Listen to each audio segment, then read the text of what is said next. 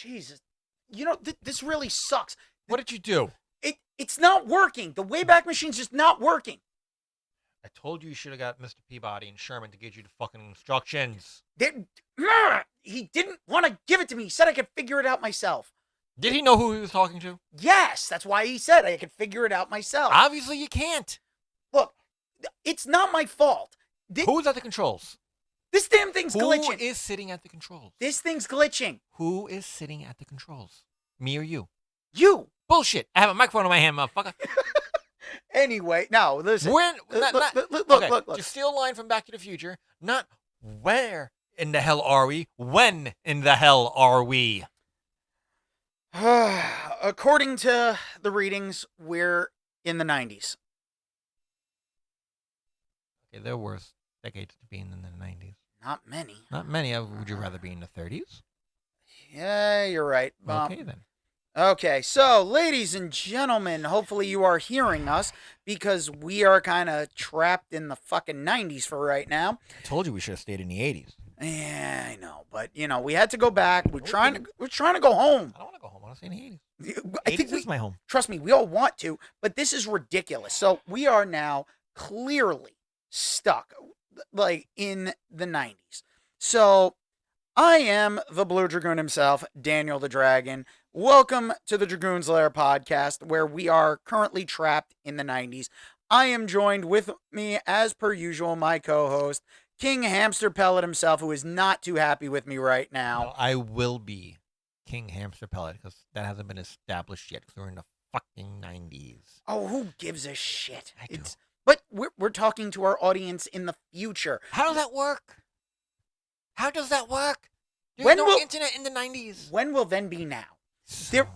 There is internet in the 90s. Unfortunately, dial-up. It's going to take forever to upload this shit. So by the time we get back, it'll just be rendering. Yeah, exactly. Oh my god. Eventually someone will have found this on Napster. Wow. Not Kazaa. No. We're not trying to get people viruses and STDs from the internet. I've downloaded so many fucking viruses from that. I think we all did. So, ladies and gentlemen, the Blue Dragoon himself, our email address will be active. You think will be. Then once was there. I don't like all these terms, but email us at dragoonslairpodcast@gmail.com. That's dragoonslairpodcast, all one word. Dragoon is spelled with 2 O's. That's dragoonslairpodcast@gmail.com. So let us know what the hell we should do to get out of the 80s, but also... We're in the 90s. We left the 80s. We're in the 90s. I know. I don't want to think about the 90s, though. I hated the 90s. You were the one who has the controls, so you're the one who screwed it up, so I don't hear shit. Listen, the damn thing got stuck, all right? Listen, so since we're stuck in the 90s, tell us about your 90s memories. Tell us about shows, movies that you loved. Tell us the thing that you miss most about the 90s, because I really don't miss the 90s. But there's plenty of people out there who do. Although there were some good things in the 90s, I guess. Some decent TV. This was the decade of Beavis and Butthead. We had the original Flash came out in the 90s. Yep, that's how we started off. Yep. But, the decade kind of went up and down. And it had its peaks and definitely had its valleys. So I think we could talk about some forgotten gems of this era. Yes. Because there were some things that were completely forgotten. Well, let's just round a few things off, because this was the time where, yes, Beavis and Butthead, but MTV had a lot of they were experimenting with animation. When Avon Flux. Aeon Flux. There was Liquid Television. Where that's where Aeon Flux was first introduced. Yep. There was the Max, the Head. MTV was very experimental, and they still showed music videos back then. I know, right? Maybe we can catch some actual decent music videos. I always wanted to be a music video actor. So you didn't have to speak? Exactly. Oh, okay. I didn't remember any lines. Yeah. But, hey, listen, one of my favorite music videos to come out in the 90s was Black Hole Sun. by Soundgarden. Yes. That one was amazing. Just everyone with that creepy Joker smile. So yeah, so the 90s were an interesting time. I don't remember them as fondly as the 80s, but in the 90s, we had all of our 80s kids. We were growing up a little bit, and we wanted to stay as goofy as we were in the 80s, but we also wanted to experience other stuff, and we kind of didn't want to. Let's face it, in the 80s, we were all in elementary school. By the time I got to junior high, we had like, oh, I'm cool. I can't say I watch cartoons anymore. I got to do that shit on a DL. I didn't give a shit. I was watching Power Rangers from day one, so I just didn't care. I embraced that geek card. When did proudly. Power Rangers come out? 93. Yeah, I was in, I think, my freshman year of high school, 92, 93. Yeah, I was finishing junior high school and then going into high school, and I was still watching Power Rangers because it was still going on at that point. Oh, I still watch my Saturday morning cartoons. Oh, who didn't?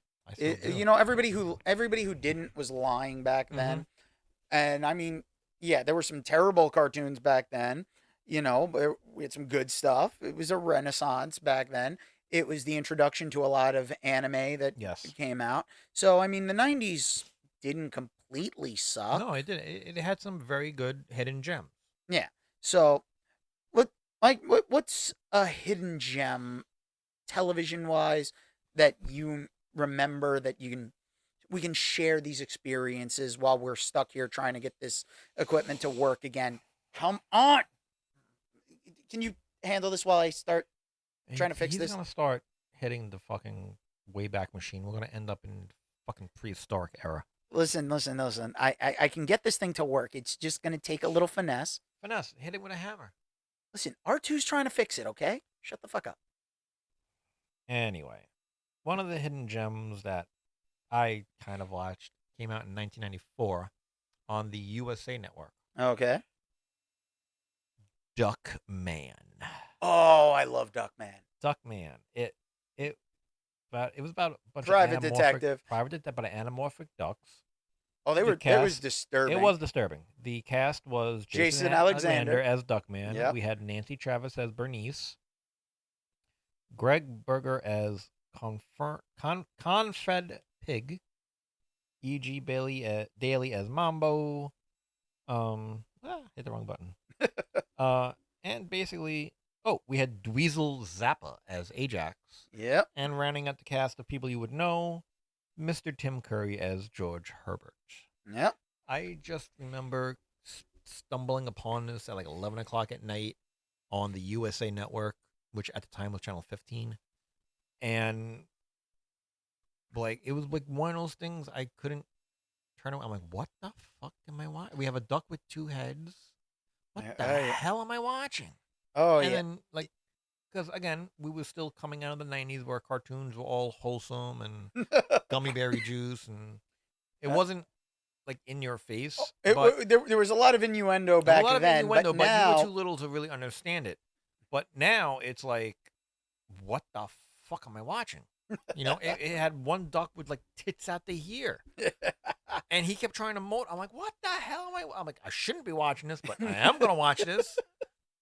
And it was like, what? So, yeah, Duckman, it ran for 2 years, 94 to 96. Yeah. And it was just like, well, you watched it and you're like, what the I felt high. I felt like I was drunk. I'm like, what the hell did I just watch? Oh, yeah. I can't tell you what it was about because each one was more stupider than the next. Well, there was no major overarching story. It was episodic. I mean, listen, Duckman was as perverted as it got. Oh, yeah. Corn-fed pig, his detective sidekick, who was actually a real detective. Mm-hmm. Like, Corn-fed was great. Very monotone. I didn't realize, though, it was E.G. Daly was Ajax. E.G. Daly was Ajax. E.G. Daly's, like, phenomenal voice actress. Mm-hmm. And, I mean, she was Tommy Pickles. So, it's like, she's been all over the place. Yeah. She was in Pee-wee's Playhouse. The very first Pee-wee movie, I believe. You know who else got their start in Pee-wee's Playhouse? Lawrence Fishburne. Lawrence Fishburne played. Yeah. Cowboy Curtis. Then he was going by the name of Larry Yeah. Fishburne. Yeah. Even in the movie Red Dawn, I believe it was, or Red Heat, with James Belushi and Arnold, Mm. he was in it, and he was credited as Yeah, that was Red Larry. Heat. Red Heat. He was credited as Larry Fishburne. Yeah. Yeah, But Duckman. before he got serious with Yeah, but words. yeah, Duckman was something to behold. And Jason Alexander was still doing Seinfeld, if I'm not mistaken, at the same time. So this was like a second thing on television for him. And USA was known for showing some crazy shit at night. Yeah. Oh, forget about it. What was it? They had didn't wasn't that the same era of USA Up All Night with Gilbert Godfrey? Because there Yep. was Gilbert Godfrey and Rhonda Shear. They both hosted at different times, Mm-hmm. and it was some of the most Yeah, it was weird. movies that were so weird but had to be censored Mm-hmm. because of how like, oh god. Basically, they showed a lot of trauma shit. Oh, there was trauma shit, but they also showed a bunch of stuff that you were like, What? how is this being aired? Yeah. I think it was like Skinamax without Without the with the skin. skin.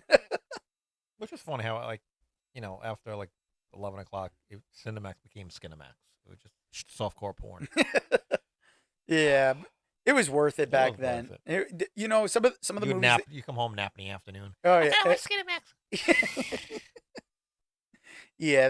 It was kind of crazy, but I mean, Duckman. Wow, that really is a deep cut. Yeah, that's a deep cut. Yeah, I don't know how many people would actually remember Duckman. I bet the cast doesn't even remember they were in it. You walk up to Jason Alexander, hey, Duckman. The fuck?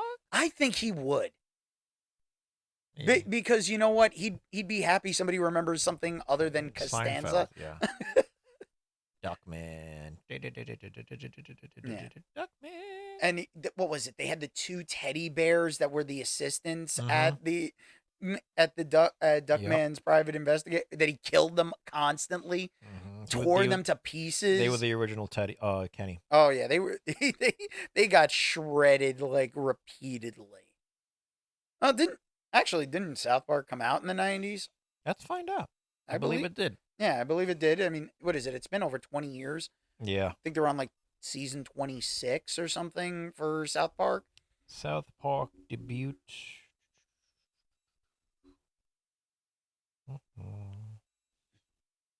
No. Do do do do do do. Season 1, episode 1. Cartman gets an anal probe. Yep. August 13th, my parents' anniversary, 1997. Ah, see?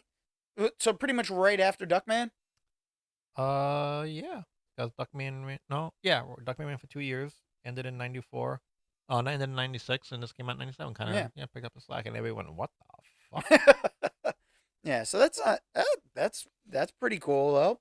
Yeah. I remember one of show that is completely forgotten about, and I'm sure you don't even remember this one. She-Wolf of London, also known as Love and Curses. I would have to agree with you. I do not remember that. Now that one was to me the epitome of the 90s because they filmed it in England. So they did go to England to film this. So they basically went and they had an American like student going over to study in England, and she's studying mythology. And she goes off to the moors. Her college professor has got like his family owns like a bed and breakfast, so she's going to be staying there. She goes off to the moors, and they all warn her, don't go out to the moors. Crazy things happen out on the moors. And she goes out there, she gets attacked. Stupid American. Yep. Gets attacked and basically becomes a werewolf. Okay. So she starts off and there were little jokes because her name was Randy. And in Europe, Randy means something different. It means horny. So, yeah. So, like, people were making jokes about the name while they were filming there. And it was like they did Monster of the Week kind of stuff, all while trying to find a cure for her. Her professor is locking her up in the basement, like chaining her down and stuff. So there was a little bondage element in there. They start falling for each other as the show progresses, and kind of have that Willow and Seth Green element going. no, this would have been more like Giles. and Oz. Oz, that's his name. Oz. Yes. But yeah, it was basic, but it really was like the Watcher, and it's like, but he like the professor goes, he's like going through, he has to like write a book and stuff. He's like trying to come up with things to keep his job, and eventually the show kind of switches gears and they come to the US. So they move here. He gets a talk show and they're like, Now here's a question: go she's a ahead. werewolf. Does she have to be put in like one of those doggy crates? No, but they actually do have a scene where they drug her to get her back to the States at one point. Because there's an episode where they believe the professor died because he did die, but she didn't want to leave England, and her ex boyfriend doesn't know she's a werewolf, so they drug her, get her on the plane, and when the plane lands, there happens to be a full moon, so she wolfs out, like breaks out of the plane and stuff, and runs off. She does get back over to England, but it's and they are able to magically revive the professor from the undead because there was an artifact that it there was a lot of occult stuff. They had some pretty interesting episodes. They had an entire episode where there was a bookstore that the book owner used like this mythical text to like use a spell that he made the books start to cause the characters to come to life. So it was like he's cursing the books, and he sent it to like a publisher, and the guy gets harpooned like because it was one of the books was Moby Dick. So he's Captain Ahab, and he ends up getting like harpooned and everything. It was all over the place, but it was so 90s. And it's like when by the time the show kind of wraps up, they're in LA, still trying to find a cure for her. But the two of them are like her and the professor start kind of having a relationship because he's no longer a professor. He's the host of like one of those weird nighttime talk shows. Because that's what you do. You leave academia and you go host the Jerry Springer show. Well, this was before Jerry Springer, but he was talking to like mythical stuff. Like it was weird, but it was like they were trying to come across as like we're looking for a cure to save her so him and her could be together. I wonder if they do a doggy style. You just took it there, didn't you? Actually, I give it there, but what are you Oh God, can't believe we're on episode 26 of the show. gonna do? For our 37th episode, we would have to do a Kevin Smith episode.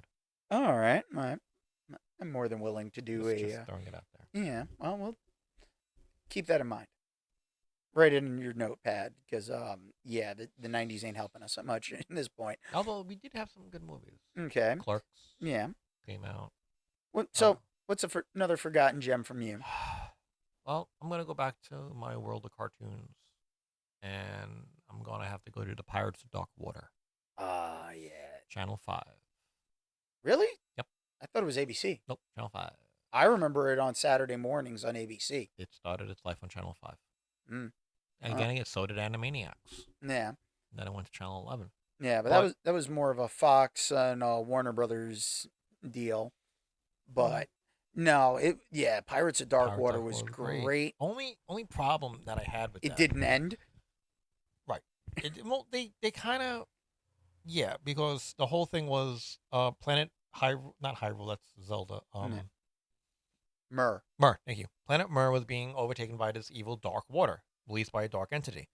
And you had to find 13 magic talismans that will repel the dark water. Which is funny because it was a complete and total allegory for like spilling chemicals into the water. Yeah. So my big thing was like, okay, great, he can only have 13 episodes. Nope. But they ran for like 2 or 3 seasons. No, I don't think it did that many seasons. No, it ran for at least 2 because they found at least half of them. Yeah, they got half, and then once they did half, they were done. That's fine. But it was a cool because there were pirates on another planet. You had a monkey bird named Niddler. Yeah, the monkey bird. You had a real badass Han Solo-ish pirate Um, Iago, I think his name was. Mm. Um, Yeah, we're running dial up, folks. So we're yeah, trying to like actually get through. So if somebody picks up the phone right now, we're screwed. yeah. Also, just can't do two things at once. Eh, multitasking, huh? Shut up. This is what happens when we're buffering. Trying to get a signal on a cell phone for service that doesn't even exist yet. Exactly. That's why I said we're on dial up. I blame you. It's all your fault. Who's? Oh wow. Okay, it only ran for one season. Yeah. Wow, I thought it did. I thought it did more. You know what it was? I think because they hit syndication. Yeah. Okay, and here we go. We had Hector Alexander. Hector Elizondo. Thank you, as Iaz. That's the Han Solo-ish pirate. Yes. Tim Curry, again, any show with Tim Curry is aces in my book, as Nock. Frank Welker as Lug Brother number 2. Brock Peters as Beloth, Oh yeah, the pirate the pirate. Beloth. Jodie Benson as Tula. Jodie Benson, We the had Little Mermaid. Yep. We had Mr. Peter Cullen as Mantis. Um, George Newbern as Ren, Our hero. our hero, and running out the name that you would know, Mr. Jim Cummins as Jargus. Okay. Oh, I'm sorry. And we had this was a new one. Rowdy McDowell as Niddler, the monkey bird, Oh geez. and Mrs. Kate Mulgrew, captain of Voyager, as Sesra. Kesra. So that was her first voice acting role in a cartoon. I'm going to assume because Didn't she do like the red paw or whatever in like the first episode of Batman? maybe, but I know she was in Gargoyles. Everybody in Star Trek was in Gargoyles. Well, no, but this was before she ever became Captain Mulgrew, Kate Mulgrew, as a captain. Because let's face it, Voyager didn't happen yet.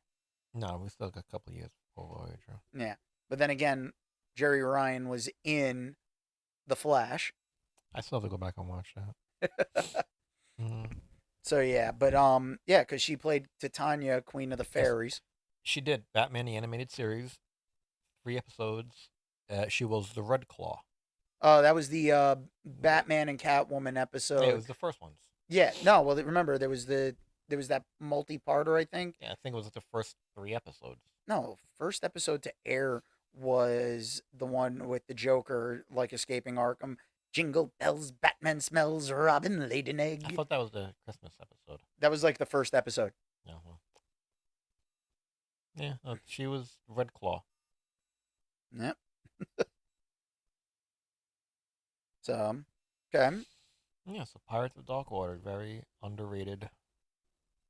Yeah, well, Very underrated show. unfortunately, it's more underrated, I think, because it didn't get an ending, Yeah, and it definitely deserved it one. deserved it. It was again a very underrated show. A lot of action with undertones of like, hey, don't pollute our ocean because you will get eaten up by this dark water. Yeah, the '90s really was a big time for like Environmentalists. environmentalism and activism. Even though it's like technically they passed off all of the problems, blaming it on us Mm, to recycle rather than big corporations who are the ones actually causing the problems, yeah. which they're still doing to this very day. Mm. But I mean, let's face it. What was it? Didn't they do an entire season of like GI Joe where it was like they came out with the toys in the '90s where it was like if you sprayed them with water and it was like there was the pollutants and toxic chemicals. Beats the hell out of me. I don't know I think what that you're was talking after it. That was after the GI Joe the movie when they 1987. when they brought it back when they brought GI Joe back after they did Operation Dragonfire, which was the multi-parter where Cobra Commander gets turned back into a man and Serpentor gets turned into like an iguana. I don't remember that one. Oh, I remember the toy where he has like the new face mask, kind of yeah. like Darth Vader but silver. Well, there was no. They changed the mask where it was kind of like neon, like orange, so you could kind of see a bit of like the reptilian face underneath. I remember the classic one with the silver Yeah. faceplate. Remember the hood? Yeah, And then they had to update it because after the movie, Cobra sold all of his old costumes. mhm. Do you remember when Cobra Commander popped up on Transformers? Oh yeah, but then again, you same voice actor as Starscream, so it didn't really make. No, but that was like the closest thing we ever got to a GI Joe Transformers crossover. Nah, I Yeah. don't actually remember. I know they did it in the comics. No, in the comics, yes, but in the cartoon, it was in season 3 of Transformers. It was an episode called Old Snake, where these humans captured Rodimus, Ultra Magnus, Springer, and RC. See, I'm not going to remember that because of the fact that, and when anything that started following Hot Rod, I tuned out. I was a Transformers fan. I was So following it to was the end. so was I, but at the same time, they lost me after the movie. It was like when it became Hot Rod and Galvatron. I'm like, uh, the only thing I really remember after the movie was they eventually got to the point where they brought Optimus back. They used that white like coating to protect them from some kind of Hate virus. Plague. Yeah, and then they ended up with eventually doing the Headmasters, where what was it? Spike's kid ends up getting like put Yeah, he inside. gets RC. Yeah, his legs get chomped, and he Yeah, gets really messed up. And they put him inside RC's head, yep, so but RC becomes a yep. headmaster. But no, that was the closest we got because they got Hot Rod, RC, Spring, and Ultra Magnus get captured. They No. took their personality and they made him into a synthoid. Remember them? Yeah. Oh God. And so then you have That was all precursor it to was Beast Wars. it was precursor, but then they had them running around as human beings, Yeah. and you kept saying, oh, we're gonna meet our buyer, Old Snake, and you kept hearing it, you kept hearing it. Then finally, at the end, you see a figure after the Transformers got their robot bodies back. The bad guys went to jail. You see them driving off, and then you see a figure Mm. in a trench coat with a hat. And you hear the voice go, well, I guess they just don't make terrorists the way they used to. And they Uh, turn around, and it's Cobra Commander. And he's like, Cobra! And then he gets into a coughing fit. oh And God. that's how it ends. And that's the closest you get in the cartoons of a G.I. Joe Transformers crossover. That just sounds terrible. It was a pretty good episode. But it sounds terrible. The sound episode was a pretty good episode. Now, Forgotten Gems. You know, we'll go into animation a little Okay. bit. What about the critic, John Lovitz? John Lovitz, That I was remember it every was episode. on what channel was it on? Fox. I remember It was a Fox show because it was like, Sunday nights. yeah, you usually came on like right after The Simpsons.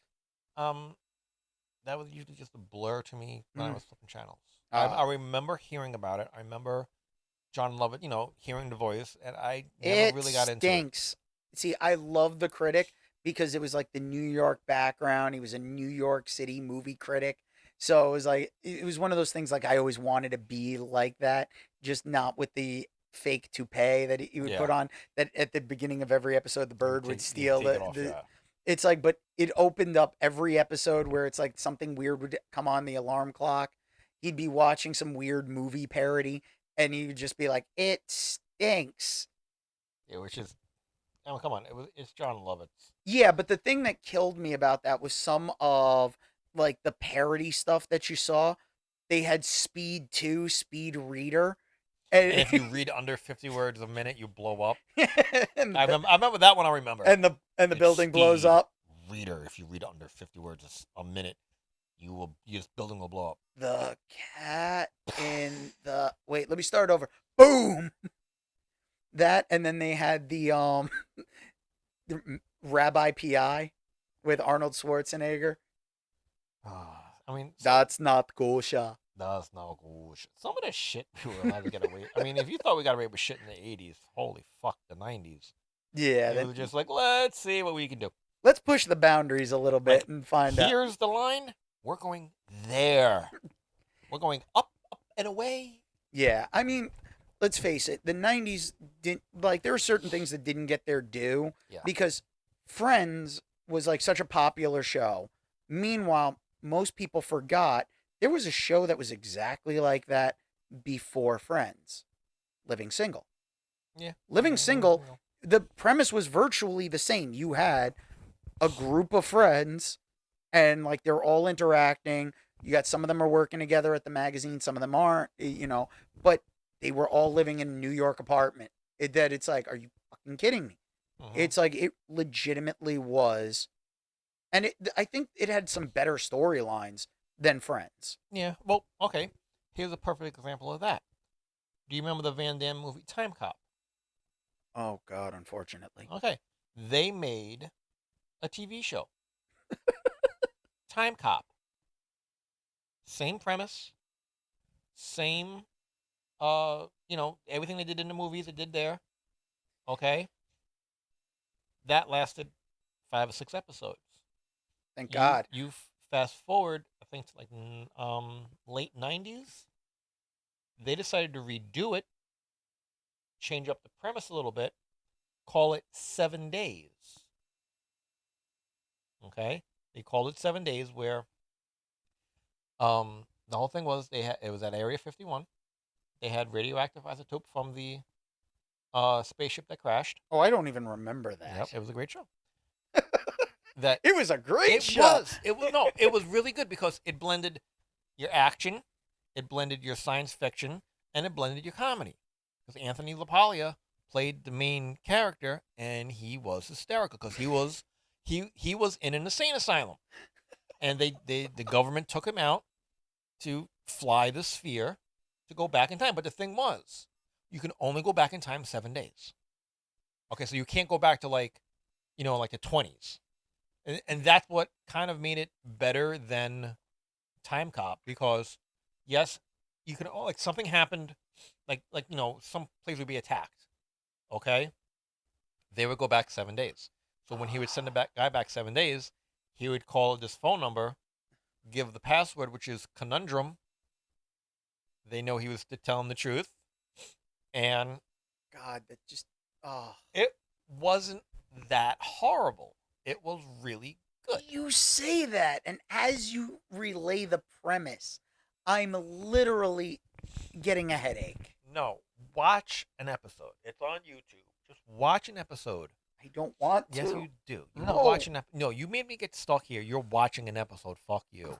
Fuck you. No, I'm not doing it. fuck. No, you're doing it. No. We'll wait until YouTube is created, and then I will show you. No. Yes, you know what? I will create YouTube. Well, if you create YouTube, then we will actually have the money to finance making movies because we will have revenue coming in. But won't we pollute the time stream? Google's already polluted the time stream. That's in our time, though. So why not make it work for us?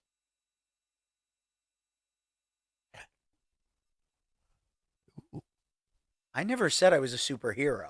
We all know you ain't no superhero. Didn't say I was a supervillain.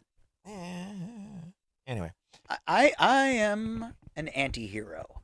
I am the guy who I'll do the right thing, eventually. but there's got to be something There's in a it for me. catch. There's always a catch. Oh yeah, there's got to be something in it for me. All right, what's next on the list? All right, well, your turn for hidden gem. No, I just said 7 Oh, days. yeah, that was terrible though. Oh, That's good. It's not even You good. don't even know what it is. How tell me it's not good? If I don't know what it is, it's clearly not good. Oh, so you're the know all, be all, end all of TV shows and movies. If you haven't heard about it, it must suck. Oh, Oh, absolutely. get the fuck out of here. Okay, come on. Next, All right, let's go. you want to go deep cuts? Let's go deep. You want to cuts. go Let's since go deep since cuts, you yeah. decided you want to hit a movie that they turned into a TV show. Yes. Fine. Weird Science. I liked it. It was on the USA Network. Correct? Yes, it was. Because It had. I remember I see the woman's face who played. Vanessa Kelly- Angel. Yes. Vanessa Angel was Kelly The- LeBrock's character. Lisa. Yes, I can remember her name. And the funniest part is the kid who is one of the two geeks. Mhm. He plays one of the guys in in Double Dragon. Does he? He's he's the guy that's the mouthpiece for the guy that gets mutated. I He's haven't one of the seen. gang members. I haven't seen Double Dragon in years, and I don't plan on it oh, anytime soon. oh, come on. Oh, okay. I'll watch Double Dragon if you watch an episode of 7 Days. Fine. You are such a lying sack of shit. You are such a lying sack of shit. If you watch it, I will. You are so full of shit. You're gonna make me watch it, and then I want to say I watch it. You gonna watch it? No, fuck you. You know me well I do. enough. But no, let's be clear though. The Weird Science TV show Wasn't bad. it actually expanded. It wasn't terrible. No. It also didn't have some of the creepier aspects that going back and watching the movie has like nowadays. Like Bill Paxton getting turned into a giant frog. That freaked me out. Yeah, they did. They screwed with Chet, but it was just in a whole different level. Wasn't Chet Kubiak from No, okay.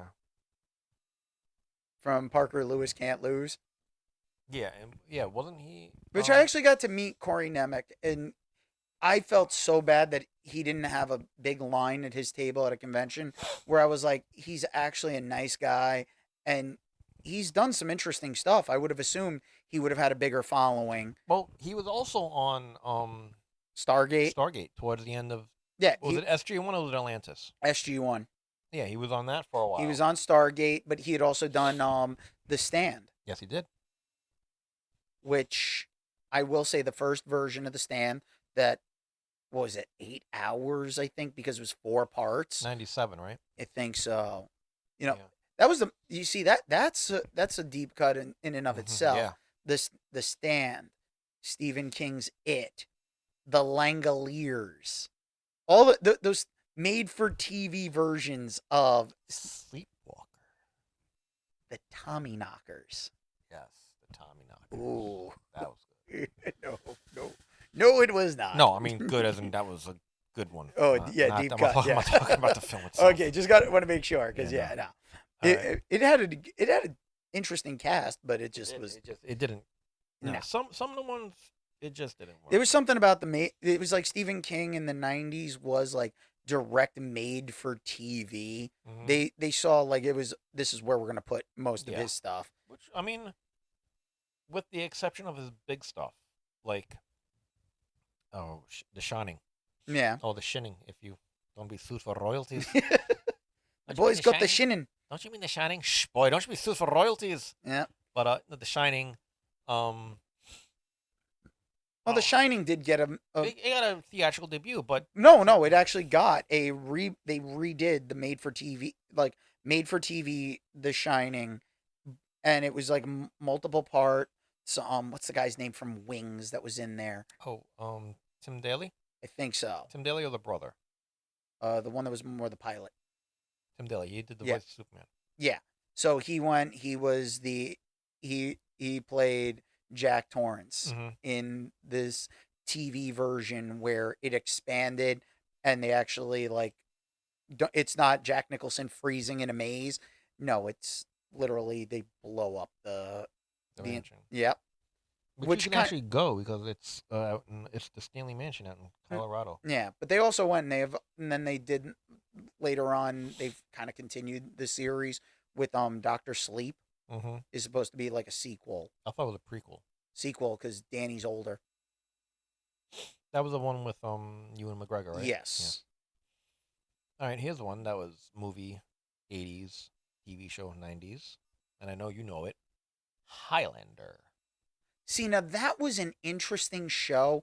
They expanded on the premise and they took it to a level where that was an alternate universe. Because you didn't need... No. Because remember, the movie is up. What is it? Connor or Duncan? Like for the movie? Connor McLeod, he wins the prize at the end of the movie. But when they started off the series... He's there for one episode. I thought he came back for a couple, I think. He came towards the end when they did Highlander Endgame. We're not going to talk about that. But he did. He was there. So it was pretty much an alternate timeline. You can see the movies as one, and then this is like a completely separate entity. Right, because I remember they had Richard Mall play a version of the Kurgan. Yeah, a version of. He wasn't the Kurgan that you saw in the movie. Yeah, He was like the Kurgan is like the McLeods, like they're a clan. yeah. So he was a Kurgan, and stepping in, kind of like being like the mentor, like the Connor, like the Duncan McLeod Yep. character. They brought in, I can't remember his name, but they brought in Roger Daltrey. Yeah. He was the Duncan No. to his Connor. Well, Duncan was the McLeod. It was Duncan McLeod, Connor McLeod, Yeah. Okay. Yeah. So Roger Daltrey was kind of like the Sean Connery character. right. He was a Sean Connery to Duncan McLeod. Yeah. It's like, trust me, I'm a Spaniard. I've known too many Spaniards. Trust me, I'm a Spaniard that sounds Scottish. Yeah. I always sound like I have something in my mouth. I'm Yeah. Scottish. Yeah, no, but the I'm Highland, a Russian. yeah, the Highlander Nigger series though, it was good. It expanded on the It was movie good universe. until they killed the wife. Actually, And then it kind of went downhill. And when they gave when they gave Richie him an immortal, it really jumped the well, shark. no, actually, it got better because they changed the quickenings. So when they get the powers, it's not you're just gaining the experience from them. If you kill too many of the guys who are evil, You become evil. you get a dark quickening Mhm. where then you gain all their their darkness. So it's like it alters your personality. Right, which would make sense because Yeah. you're getting all of their essence. Yeah. And that was something they never touched on in the movies. So it really was like a major expansion. I think the only reason they didn't touch on it in the movies was who's going to do like an 8-9 hour Highlander movie. You can do more in a TV show. Yeah, you would. You could do more in a TV show than you can in a film. The film would lay the groundwork. The Yeah. TV show expands upon it. But because they followed a different McLeod, it worked. And it also worked because they followed different McLeod. Because Yeah, at and the time, because they also gave it a different timeline, so it's not like because okay, Connor wins. Now it's like you're following Duncan. Duncan And Connor wins in New York. Duncan is in London or yeah, he's in so England somewhere. he eventually moves out of New York, goes to Europe, and then they did do a spin-off series of Highlander the Raven, with the chick. which didn't last long She at all. looks very familiar to me. Like I've seen her in other shows. She was good. It just the show I think it had run its course at that point. Because they introduced the woman who played the lead in the Raven in the Highlander TV show. Yeah, because she was like a secondary kind of love interest after Yeah, Duncan's wife, and it's like even during the wife, she would pop up every now and then just to stir shit. yeah, well, she was also like a criminal. Yeah, she was a thief. Yeah, she was the Catwoman To Duncan's Batman. yeah. Yeah. So I mean, that one was that one's a little off the radar, but I mean, I think people still remember it. Yeah. They were not as fondly as they probably should. No. That's definitely worth watching it, streaming or picking up the Blu-rays. Oh or yeah, whatever. if it's available, it's definitely one to check out. I mean, let's face it, we've had a lot of other things that have come out. The 90s really did kind of push the envelope on stuff, which I'll say it. Let's face it. We take a look. The 90s gave us at least those made for TV movies of RoboCop because it went into a series that it was more like TV movies. They had different versions of RoboCop. So there was like I think two of them at one point. There was a series for a while. Yeah, but in the series, I think there was like two RoboCops because they went into the movies where then they had one. He had more of like a darker armor, which I remember. I vaguely remember the show. yeah. Well, I remember it. It's like because the made-for-TV movies were the things that made it. Yeah. So And that's one of the things that helped make the 90s was they did a lot of made-for-TV movies. Like you wanted to watch a made-for-TV movie just to see how they would do it. yeah, well, that also when you think about it, it's like we were kind of stuck because there still wasn't streaming. The internet wasn't what it is. It was in its infancy. And we were doing some pretty like they were pushing the envelope, but I mean, when you went to the movie theaters, sci-fi movies were pretty bad. Yeah. I mean, like The Matrix got through as being like a top movie and pretty much finishing off the 90s, but it wasn't that good. It had a good idea, but at the same time, it was Technology wasn't there. not even that. It was given so much credit because the movies that came before it were so Yeah. bad. Like when you compare that to Lost in Space had a great cast, Oh yeah, Lost in Space.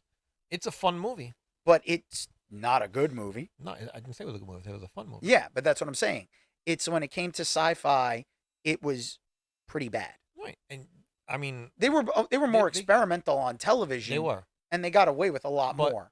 I think if that movie was recepted a little bit better than what it was, I think that was the movie that could have made Matt LeBlanc break out of his Joey mold.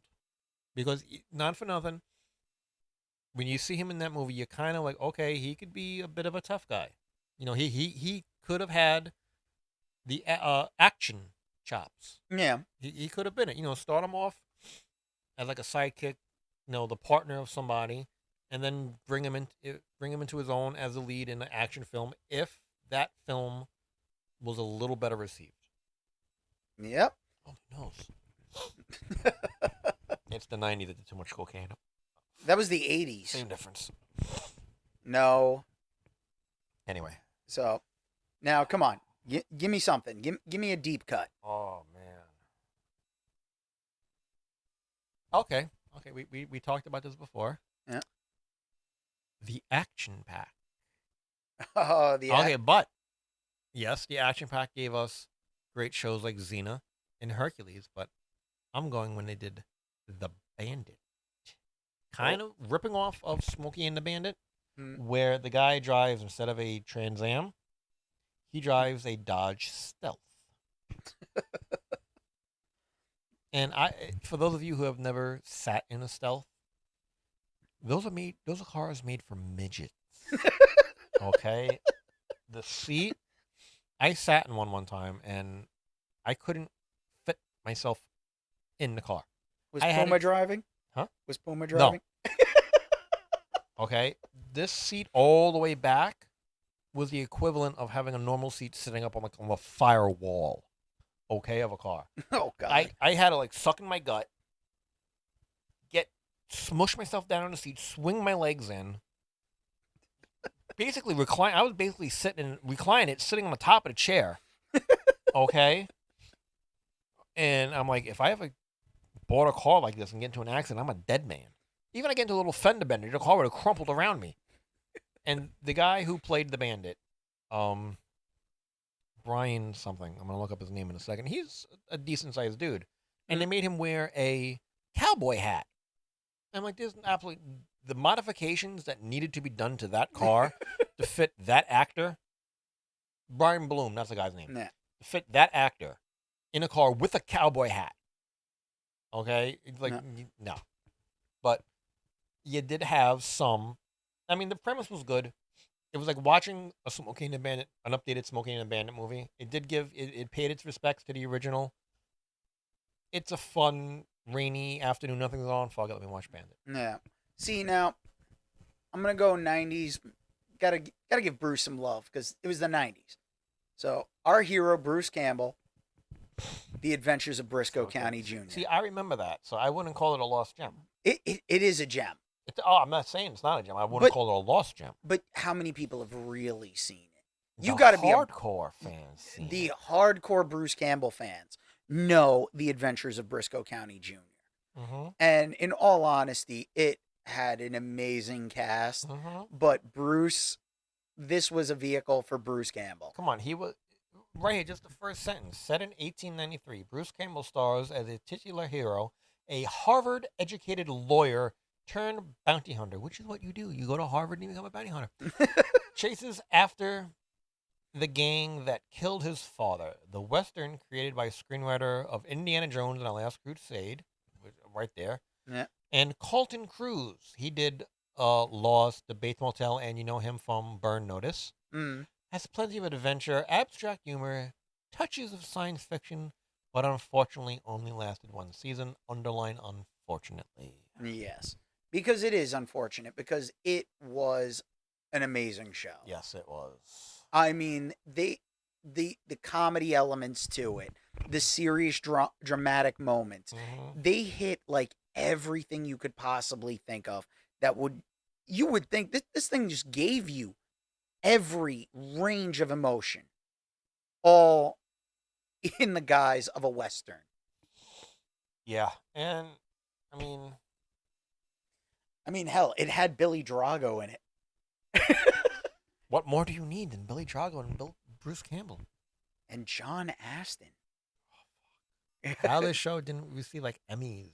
I know. It's just it there was something wrong with them back then that they didn't get more acclaim. Yeah, and I mean, now we see Bruce, and we're like, it's Bruce.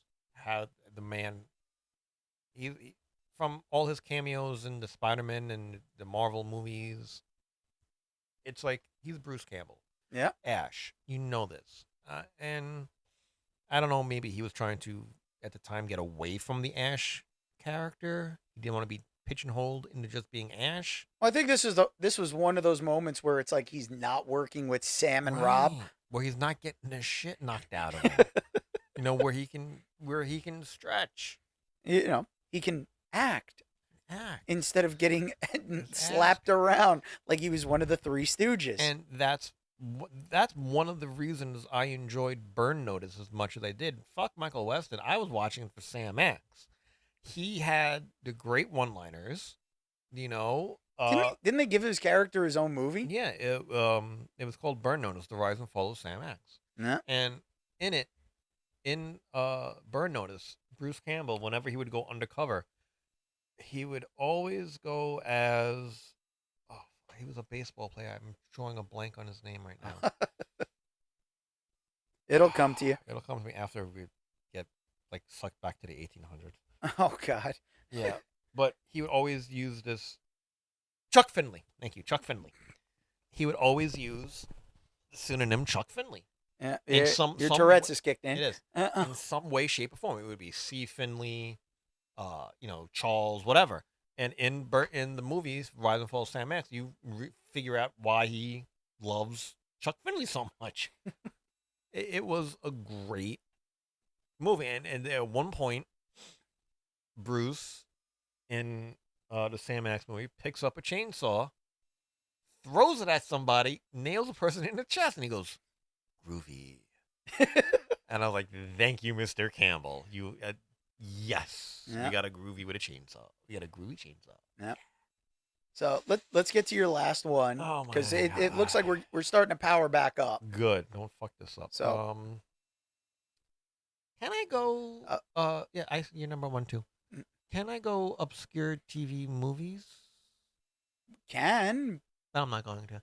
I just don't know if I could.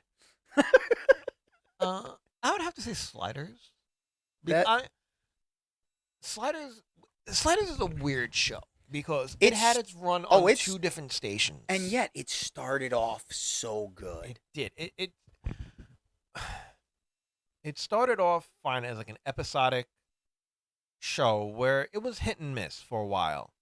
Well, you had one character. Well, you figure an entire premise of a show where they go to alternate Earths. So they were doing the multiverse before Marvel ever had a cinematic universe.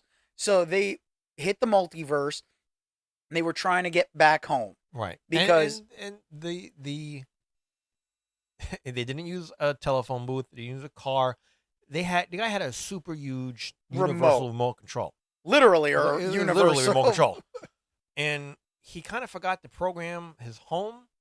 So you go from one planet to another, you're never going to find your way back. Well, no. If you remember correctly, the problem was that he had gone and they weren't supposed to leave too early because they set the timer. So the timer would tell them how long they had at where they were at. They were in an extinction level event on one of these worlds and they hit the time. They jumped back too early. They jumped too soon. The timer didn't go off, so they ended up someplace else. So they wouldn't actually return home. I actually remember one episode. They did return home. They did return home, but they were all there, and they were in front of Jerry O'Connell's house. Quinn Mallory. And he was like, are we back? Because I forgot exactly what the episode was, but they were like, this one person, like, oh yeah, we could fix it, and they sent him back, and he was like, okay, they're in front of Quinn's house, Yep. and he's like, I know this gate. If the gate squeaks, this is my home. We're on the Yep. right earth. And they go, okay. So they all walk up, and he opens it, and it doesn't squeak. And he goes, damn it, we're not home. And they open up the portal, and they jump through. And as soon as the portal closes, you see somebody walking out of Quinn's house, turning on and go to the mother. Go, oh, by the way, I fixed the squeak on. I oiled the gate so it doesn't squeak anymore. Yep. They made it home. They made it home. They just didn't know they made it home. Yeah. The funniest part was that cast all slowly started leaving. Yeah, I thought it was kind of episodic and where they didn't really have connection with each other until they brought in the Cro-Mags. See, they waited until it was somewhere on the Sci-Fi Channel. Yeah, the dude of Cro-Mag War. Yeah, but it was like you knew when John Rhys Davies left, you knew that was the point where it was like, all right, what the hell are they doing? Yeah, and then when Jerry O'Connell left, and they brought in his brother, and Well, they no, started they calling had. him Cue Ball. Oh no, they had the two of them together. They had Jerry and Charlie O'Connell together. Yeah, but only for like 1 or 2 episodes. No, they were there for it was like a season, Was and it? then they kind of like they merged them. Yeah, because to Jerry make- wanted to leave. Yeah, Jerry wanted to leave. Charlie didn't want to stick around, Mhm. so they merged the two of them, and he became Cue Ball. Mallory. I thought they called him Cue Ball. Mallory. Okay. Mallory, where it was It was an amalgamation of the two of them. Yeah, so they just was like it was Mallory, and they just kept going. The only one Rembrandt, the soul man, the singer, is the only one. Cleavon Derricks is the only one to stick around. And I'm kind of like, they should have ended that a little bit better than they did, because something was going on with the tube, like when they go back and forth, and he injected himself with some kind of virus or something. It was something to stop the Cro-Mag Yeah. War thing. It was Because like they were going through like the tunnels, the time tunnels, whatever that Quinn and everybody did. So, but I think they had screwed with Rembrandt's mind, so he was like well, at one point, kind yeah, of siding with the Cro-Mags. yeah. But I remember the last episode. They were like, okay, whoever puts this in him and goes through the tunnel will die, and they're all trying to do it. And you just turn around, and you see him injecting himself, and he goes, "Just call me Typhoid Remy," and then he jumps through, and that's how it ends. And I remember watching my brother. My brother goes, "What?" He's like, "That sucks." He jumped the shark big time Yeah. just to go and show up on the Sci-Fi Channel. Well, no, that's how it ended on the Sci-Fi Channel. because that was the thing. It's on the Sci-Fi Channel. We knew the Sci-Fi Channel wasn't going to be something spectacular. No, but you expect a little bit something better than that. Well, you know what? This would be a show that they could technically bring back. Yeah. And I mean, if you brought it back, if you think about it, Sliders was one of those shows where, because it's a multiverse, Now, would you bring it back original cast or reboot? I think you could do either or, and it wouldn't make a difference. I'm asking you. No, I would say a mixed cast. Okay. Some of the originals, if they're willing to come back, and then have new characters, because it's a multiverse. So you can start this off with a whole different crew. You can have the same characters, different actors. It lends itself really well. Mm-hmm. Problem just tends to be that it's like, who wants to see Sliders again? Especially if there's nobody backing it, that it'll stay on one network or one streaming platform and would actually get a fucking ending. You see, I think shows like this, like Sliders, you give it enough time, you could reboot it, follow the same premise, and have it done right. Yeah, well, I mean, they tried to bring back in the 2000s V, Yeah. and I liked it. It was good. The problem was they didn't give it enough time. No, they didn't. They pushed it. They pushed it wrong. There were too many breaks in between, because I think it was during an Olympic year. Mm-hmm. So it's when they do stuff like that. Yeah, you couldn't get a file because it started, then the Olympics, and then you're like, oh, I'm doing so much other shit. And Yeah. it's back. Well, I don't have time for it. I missed it. Yeah, so they kind of lost that, and they lost it right after they brought Mark Singer back. Yeah. So it was like, damn it, Beast Man. the Beastmaster. Beastmaster. Yeah. Hopefully we don't have to come back to this shitty time period again. Yeah, well, don't fuck it up this time. I can't make any promises. This device is pretty fucking temperamental. You know, just like you. At least I would have got the fucking instructions. No, you wouldn't have. Hit the button. Bring us Oh, God. Oh, all right. Let's see if we get Wait, back. wait. Before you get us lost somewhere in the annals of time, let people know how they will be able to get in touch with us eventually. Okay, ladies and gentlemen, you will be able to reach out to us. Let us know about your 90s memories and anything else that crosses your mind by emailing us at dragoonslairpodcast@gmail.com. That's Dragoonslair Podcast. Dragoon is spelled with two O's. It's all one word. Dragoonslairpodcast@gmail.com.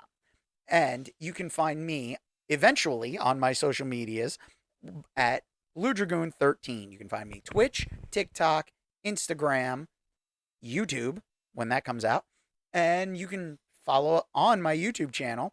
We have a Discord that you can find the link to if you go through the Twitch stream. And the fun part is the Twitch channel will let you know when all the new stuff drops. So join, be part of the community, be a Dragoonie, be one of the best people on the planet, be a Dragoonie, and let everyone know how much you love everyone's favorite new podcast. And you can reach out to King Hamster Pellet himself. You'll find me eventually when this platform is up and running on something called Facebook. Okay? Find me on Facebook, Hamster Pellet Productions.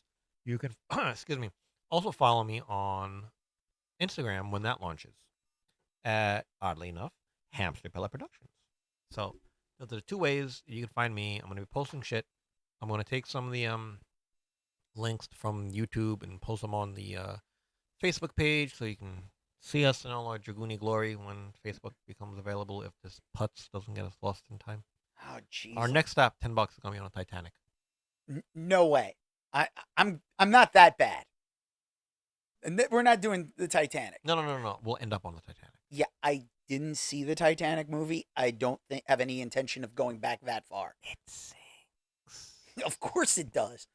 It made billions of dollars, and everybody knows how the movie's going to end. That's yeah, amazing. well, fictitious love story. What do you expect? Romeo and Juliet on a boat. Yeah. All right. So let's Here we see if go. we get this. Okay. Seems to be working. Keep your fingers crossed. Here we go. Hit All the right. button. Okay. Dick, check your phone. Make sure you got service. Well, no, I don't know your Wi-Fi password, so. Yeah, I'm not giving you that. You don't get access to the Lair's Wi-Fi. Prick. That's what you get for insulting my driving time machine. And that's why we should use the DeLorean. You can drive a car, you can drive a DeLorean. There you go. Barely. Anyway, say goodnight, Tim. You don't have to go home, but you can't stay here. Now get out. Bye, peoples. Later.